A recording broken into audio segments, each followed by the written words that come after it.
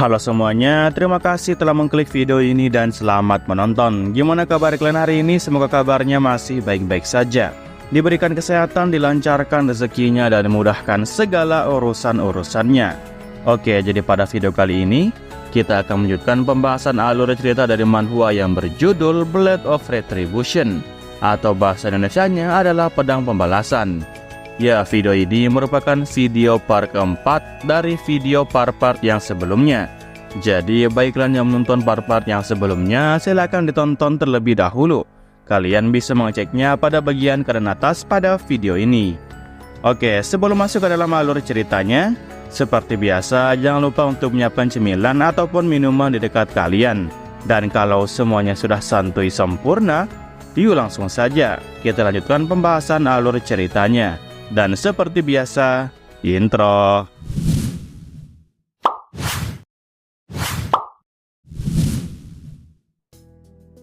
Ya, pada malam hari yang sunyi itu, karena sudah memasuki jam 1 malam, Shiho nampaknya berhenti di sebuah tiang lampu, dan kemudian dia pun berjongkok di sana sembari memperhatikan kertas yang ada di bawahnya.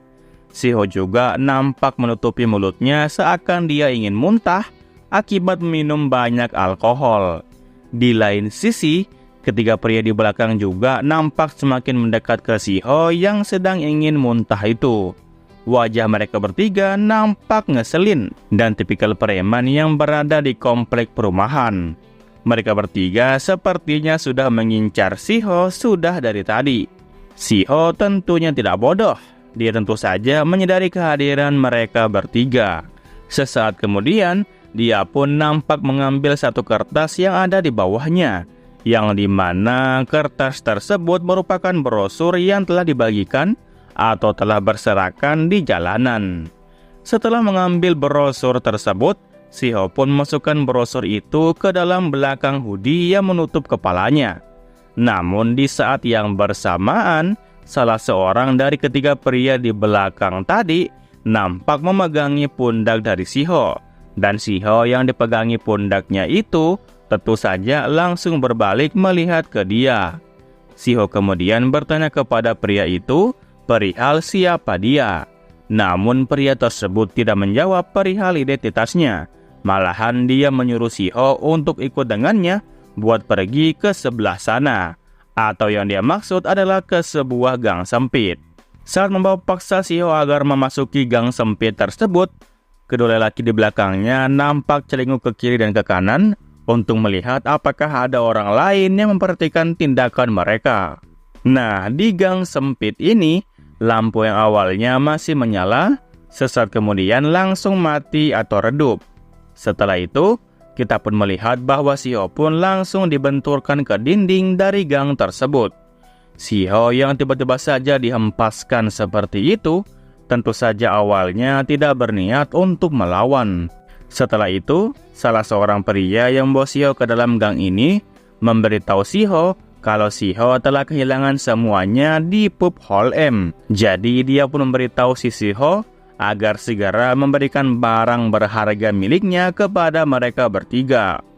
Shiho yang disuruh memberikan barang berharga miliknya kepada mereka, awalnya nampak hanya diam saja. Tetapi di dalam hati, dia nampaknya memperhatikan kondisi sekitarnya dengan sangat akurat. Jadi di sini Shiho pun menyimpulkan bahwa terdapat ada 3 orang yang berdiri di depannya. Sementara untuk lebar gangnya sendiri sekitar 1,5 meter. Shiho paham kalau hal ini pasti sulit untuk melakukan perlawanan kepada mereka bertiga sekaligus. Nah, melihat Shiho yang tidak berbicara apapun, salah seorang pria pun lantas bertanya kepada dia perihal mengapa Shiho tidak berbicara. Shiho di dalam hati masih saja memperhatikan kondisi yang dia alami saat ini. Dia bertanya-tanya, apakah yang dialami ini adalah murni perampokan, ataukah memang ada motif yang lain daripada ini? Nah, karena Shiho tetap tidak mau berbicara, pria itu pun langsung menjadi kesal dengan Shiho. Dia nampak mengangkat tangan kanannya dan berniat untuk memberikan tamparan kepadanya. Namun Shiho langsung menjawab dengan santai bahwa dirinya tidak memiliki uang.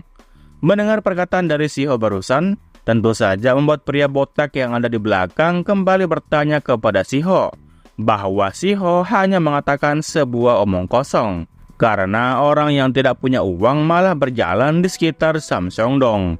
Dan karena Shiho tetap keras kepala, pria yang berdiri paling belakang pun memberikan perintah kepada dua kawan yang ada di depannya untuk mematahkan kakinya Shiho. Itu bertujuan agar Shiho tidak bisa berjalan lagi di sekitar sini. Mendengar perkataan dari pria yang ada di barisan belakang itu, Shiho pun kembali berkata di dalam hatinya. Dia bertanya mengenai mengapa orang itu harus mematahkan kakinya. Apakah hal ini ada hubungannya dengan pertanyaan yang diajukan di bar tadi soal keberadaan adiknya, yaitu Sion? Namun karena Shiho tetap diam saja, pria itu pun kembali menyapa Shiho sebanyak 2 kali. Dia memberitahu bahwa jika Shiho dapat pergi keluar hidup-hidup, maka Shiho harus bisa membayar 10 won sekali pukul. Dan dia di sini menyebut Shiho sebagai seorang bajingan. Mendengar provokasi dari pria itu, Shiho pun mulai merogoh bagian belakang kepalanya.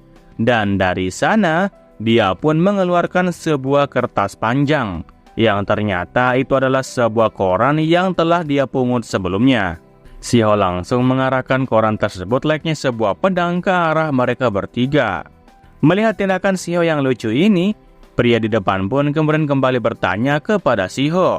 Dia tidak menyangka kalau Shiho akan melawan mereka bertiga dengan menggunakan kertas itu. Soalnya jelas-jelas, yang dia pegang itu bukanlah pisau sama sekali, melainkan yang dia pegang itu hanyalah sebuah kertas saja. Ya, sebuah kertas. Si botak di belakang juga menambahkan bahwa sepertinya orang ini benar-benar telah mabuk. Dia kemudian mencoba menguji Shiho apakah dia mabuk atau tidak, dengan cara menyuruhnya melihat jari yang telah dia angkat dan menyebutkan berapa jari yang telah Shiho lihat. Namun Shiho di lain sisi malahan memberikan tatapan tajam kepada mereka bertiga sembari berkata bahwa bukankah dia sebelumnya telah memperingatkan mereka untuk segera mundur. Tetapi meskipun sudah diberikan peringatan oleh Shiho sendiri, tetap saja mereka bertiga tidak ada takut-takutnya. Si botak berkata kalau sebuah peringatan ya hanya sebuah peringatan, dan dia pun tertawa terbahak-bahak. Sementara lelaki yang ada di barisan paling belakang malah menyuruh keduanya untuk berhenti berbicara dan langsung saja melakukan tugas mereka. Pria yang berdiri paling depan kemudian menerima perintah tersebut. Ya, sepertinya pertarungan antara Shiho yang memegang sebuah kertas melawan 3 preman kompleks akan terjadi sebentar lagi. Pupil mata Shiho nampak mengecil, yang menandakan bahwa dia serius ingin menghadapi mereka bertiga. Di lain sisi, kita kemudian berpindah ke manajer bar yang sedang duduk di kursinya. Pria ini nampaknya sedang memperhatikan HP-nya, seraya menunggu kabar gembira dari preman-preman yang dia kirim untuk bisa menghabisi Shiho. Di dalam hati, dia pun juga bertanya-tanya. Dia penasaran perihal apakah sekarang tugas mereka sudah beres atau belum. Dan karena dia penasaran dengan hasil dari ketiga preman tersebut, dia pun melapor kepada penjaga pintu bar bahwa dirinya akan pergi sebentar untuk memeriksa CCTV. Setelah memberikan laporan tersebut, manajer itu pun memasuki sebuah ruangan khusus karyawan. Dan setelah menutup pintunya, di balik ruangan itu terdapat sebuah monitor yang terhubung ke CCTV. Pria itu berjalan dengan santainya ke arah kursi di depan monitornya, sembari membuka jas coklatnya dan kemudian menaruhnya di kursi tempat dia akan duduk. Setelah menarik kedua lengan bajunya, dia pun langsung duduk di kursi sembari memperhatikan monitornya. Nah, di sini dia pun terkejut. Dia tidak menyangka kalau urusannya ternyata belum selesai juga. Ya, nampak di monitor tersebut sebuah rekaman CCTV yang berada di gang sempit tempat Shiho dan 3 preman lainnya akan bertarung. Di sini si pria manajer itu kembali berkata bahwasanya dia telah menyuruh mereka bertiga untuk mematahkan satu kakinya. Tetapi kenapa mereka malah menunggu sangat lama? Namun setelah dia mengatakan hal tersebut, kedua matanya seketika menyipit saat memperhatikan Shiho yang telah terpojok itu. Dia nampaknya cukup penasaran apakah pemuda itu memegang sebuah pisau atau benda apa.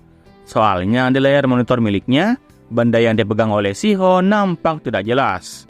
Dan ya, sesuai yang ada di lapangan, Shiho hanya memegang sebuah kertas yang telah dia pungut sebelumnya.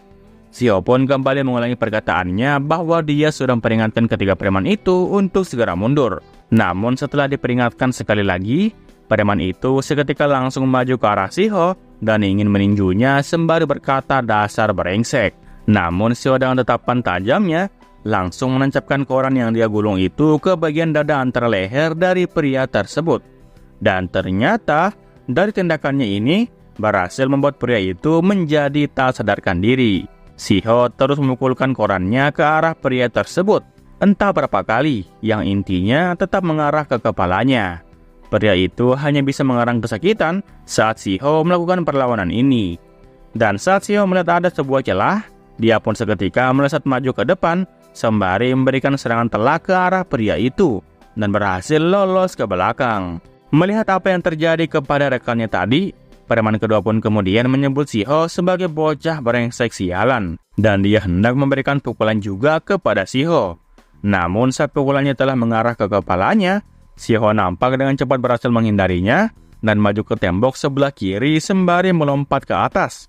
Setelah itu, dia pun menerapkan serangannya ke kepala botak yang berdiri di belakang. Nah, hanya dengan satu serangan tersebut, sesaat berhasil membuat pria botak itu berlutut, dan pada akhirnya, dia pun langsung tumbang ke belakang. Preman sebelumnya kemudian bertanya kepada Shiho dengan nada yang panik perihal apa yang barusan dia lakukan itu. Dirinya sambil keringat dingin balik bertanya perihal apakah ada sesuatu di dalam kertas itu. Soalnya, kalau dipikir-pikir secara logika, sebuah kertas mana mungkin bisa melukai atau bahkan memberikan serangan fatal kepada musuh. Shiho di sini langsung menjawab pertanyaan itu dan berkata bahwa yang dia pegang ini hanyalah kertas biasa.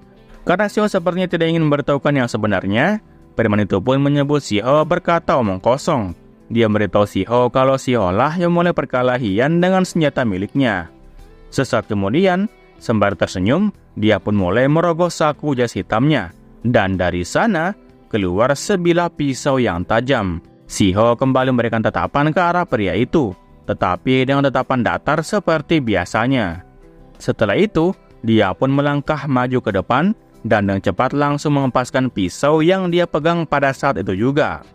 Menyadari hal ini, tentunya preman itu menjadi terkejut dan berbalik melihat pisaunya yang telah terlempar ke belakang.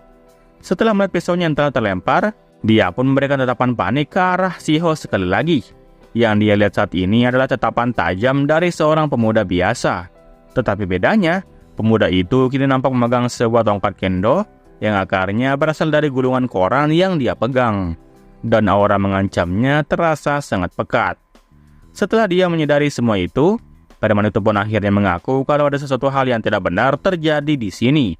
Namun Shiho tanpa peduli perkataan darinya, langsung mengarahkan korannya ke arah atas dan dengan cepat melesat ke arah preman tersebut. Dan ya, yang terjadi selanjutnya sudah bisa kita tebak. Di lain sisi, pria manajer tadi yang sedang memperhatikan kondisi melalui monitor CCTV-nya nampak terdiam kaku dengan ekspresi melotot terkejut setengah mati. Nah, setelah berhasil mengalahkan 3 preman yang menghalanginya, koran yang tadinya dia pegang pun langsung dijatuhkan ke tanah, dan setelah itu dia pun menginjaknya. Shiho berjalan pergi dari gang itu dengan santai, seakan tidak ada sesuatu hal yang terjadi sebelumnya. Pada malam itu, hujan pun juga mulai turun. Dan Shiho yang sudah mengenakan topinya akhirnya lanjut berjalan pulang sambil menyusuri jalan yang basah karena kehujanan. Oke lah, mungkin sekian alur cerita manhwa kali ini. Jangan lupa untuk meninggalkan jejak di video ini berupa komentar dan juga like-nya. Oke, terakhir nama gua Rusdi. Sampai jumpa di video berikutnya. Assalamualaikum.